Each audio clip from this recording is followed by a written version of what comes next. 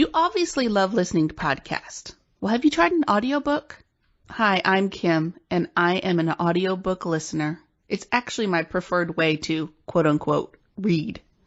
And if you haven't tried listening to one yet, go to www.fromringtoveil.com/freebook to get a free audiobook from Audible. I may have just given you your new obsession.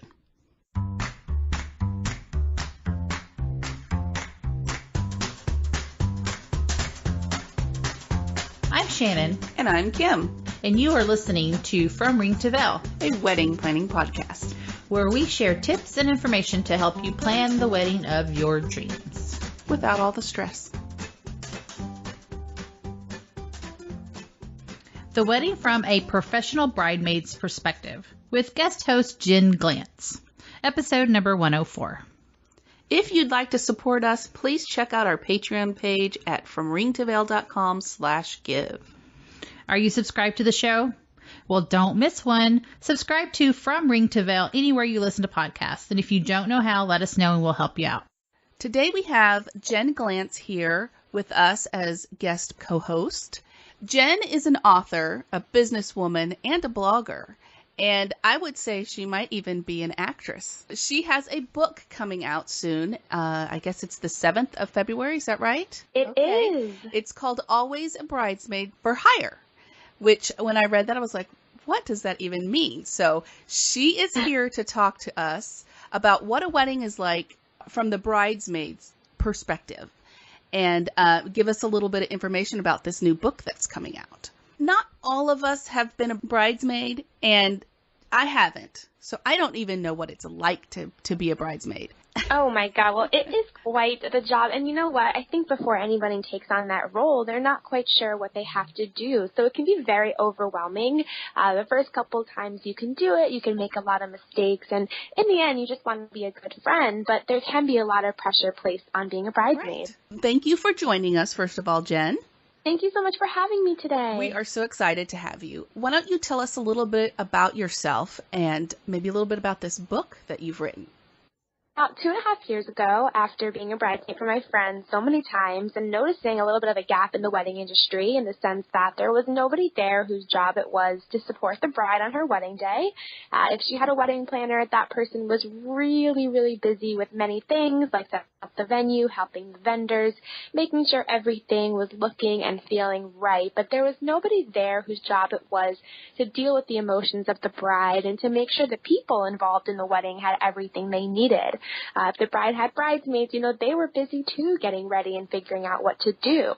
And that prompted me to start the business, Bridesmaid for Hire, where strangers could hire me to be their bridesmaid, whether virtually, behind the scenes, or put on a dress and walk down the aisle for them. And that's what started my adventure about 2.5 years ago. I decided to write the book, Always a Bridesmaid for Hire, because people were always asking me for my crazy wedding stories. And, in addition to that, I wanted to teach people some of the lessons I've learned from brides I've worked with all over the country. That is just so, ingenious of you to start a business. I just... Thank you. I can't believe that. Yeah, I guess I noticed that there was something missing in this industry, and I never, had any desire to become, a part of the wedding industry, but I really did have a desire to help people during very stressful situations, which oftentimes the wedding is. Oh, yes, very much. And that's what we try here to help our listeners with, is to keep it so much less stressed. If you've set it up and done all of your due diligence, then the wedding day should go off great. And then you're not stressed and everything will be happy, fun, and great. Oh, of course. And I think that most brides have those intentions. But again, most people have never been married before. So they walk into the wedding planning process and they don't exactly know what to do. And even if they do rely on a wedding planner or somebody else, they still have a bunch of fears that they're, sitting on and don't have anyone to really talk about it right. with. So is that what your book helps with? Yeah, definitely. And really it just is there to teach people, how to be a bridesmaid and make the mistakes and how to learn from them, but then also what different types of weddings can teach you. And whether you've been married for 10 years, you're getting married in 10 years, or you're a bride-to-be, I think there's a lot of lessons to be learned from the book just based on real-life experiences I've had as a hired bridesmaid for strangers. And is that ever scary for you? You know what? At first, I wasn't sure if this was a job that was needed or if this was going to work. But the more weddings I've worked, the more brides I've met, I've learned that this is a role that people really desperately need. And I've always been the kind of person who loved helping strangers, loved helping people. And to me, it's less scary and it's more rewarding to do this job. Okay. So you're very comfortable in that position then. Definitely. I love it. It's something that I get excited to do. And every time I have a new client knock on my door or send me an email, I love getting to know them and figuring out how to work for them. I don't really have a one-size-fits-all type of package. You know, some brides hire me just virtually to be there for them as their person they go to vent to. And some hire me just to be behind the scenes to take care of the people. And then some people do hire me to be that bridesmaid that walks down the aisle. So every request I get is very different. And I always try to accommodate the bride based on her needs. Sounds awesome. All right, so let's get to the topic. What is it really like to be a bridesmaid? It can be a whole lot of work. It could also be very expensive. You know, I think that, there's a lot of things the bridesmaid has to buy, whether it's the dress and gifts and bachelorette party and all that jazz. And if you don't plan out your finances well, you might be spending over $1,000 on just one wedding as a bridesmaid. Wow, that's a lot. So I guess in that same vein, how much have you spent and how much the smallest amount that you've spent? You know, I think that I had a lot of friends get married in my early 20s, and I lived in New York. They were still in Florida, so I had to fly back and forth for the weddings and the bachelorette parties and the bridal showers, and I think I spent, close to $1,000 each time I was a bridesmaid, and I was a bridesmaid well over a half a dozen times, and, by no means did I have that kind of money to spend. I was starting out in my career as a professional writer, living in New York, so I didn't have disposable income or vacation days to do it, and it was a struggle. It was a very stressful thing because I didn't want to let my friends down. And in turn, I was letting myself down because I was doing things I couldn't afford. I was doing things I didn't want to do. But the more times I became a bridesmaid, the more I realized, okay, you can say no to things. Right. You don't have to agree to every bridesmaid. And I definitely learned that the hard way. Realistically, what can a bridesmaid do for a bride?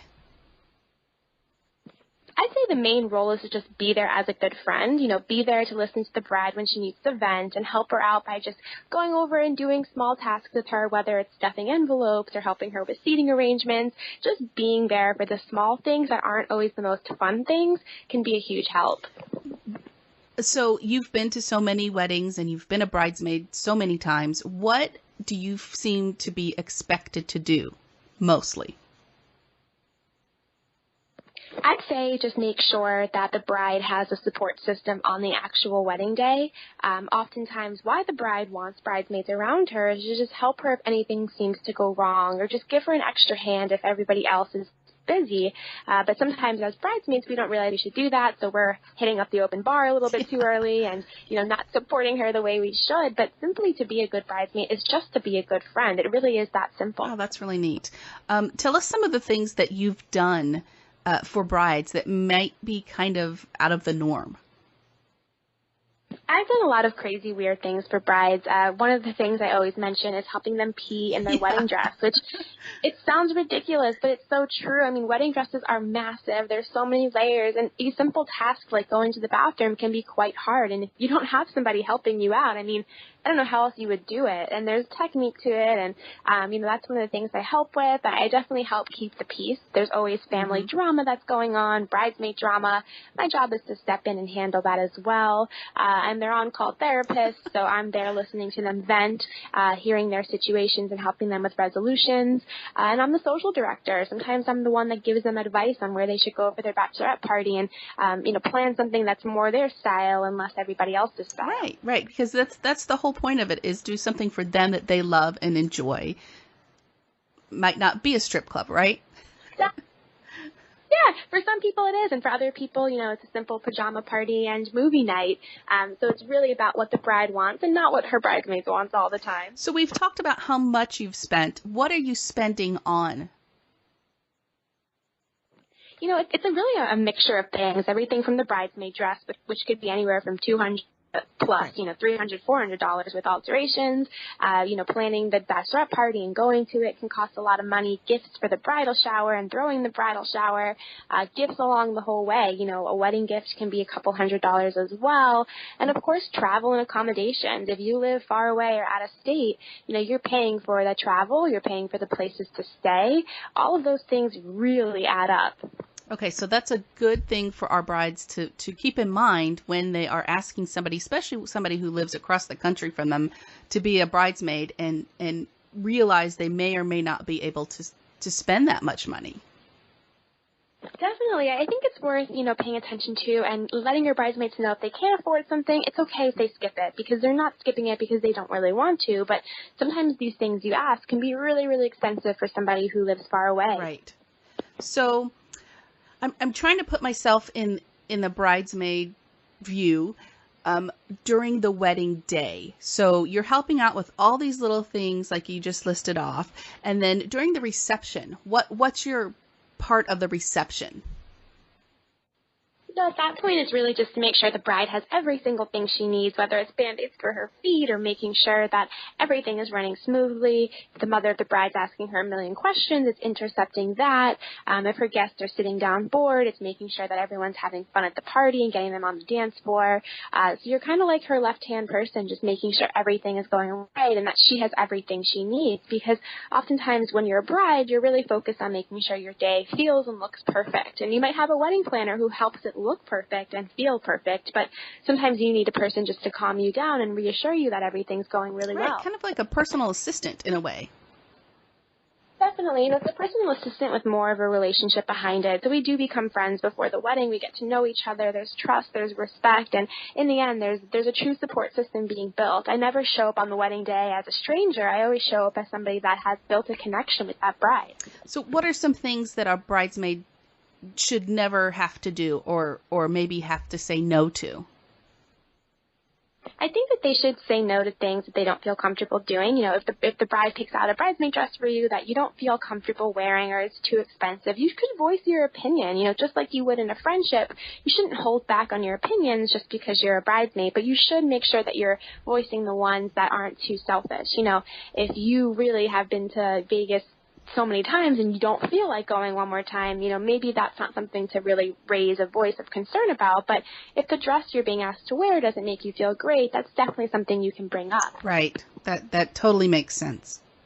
So any other tips or tricks that you would like to pass on to either the bride or bridesmaids before we finish up here? I would say that if you are a bride, the best thing you can do is set expectations with your bridesmaids. Let them know what you expect them and let them know what they cannot do if they don't want to, and then see if they want to accept the role of being a bridesmaid. Oftentimes it's reversed. You ask them to be a bridesmaid and then you give them a list of demands, but it should be swapped. Talk to them, let them know what you're thinking of doing for the whole wedding adventure and see if for it. And if make them the best wedding guest ever, and they will appreciate that too. Yes, I would imagine they would. So why don't you tell our listeners where they can find you?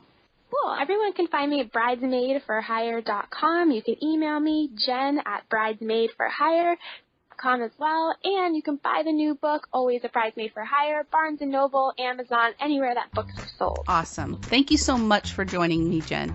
Oh, thank you so much for having me today. This was so much fun. Thank you for listening to our podcast. You can find us on Facebook, From Ring to Veil, on Twitter, @FromRingToVeil, and on our website, FromRingToVeil.com. Music provided by bensound.com.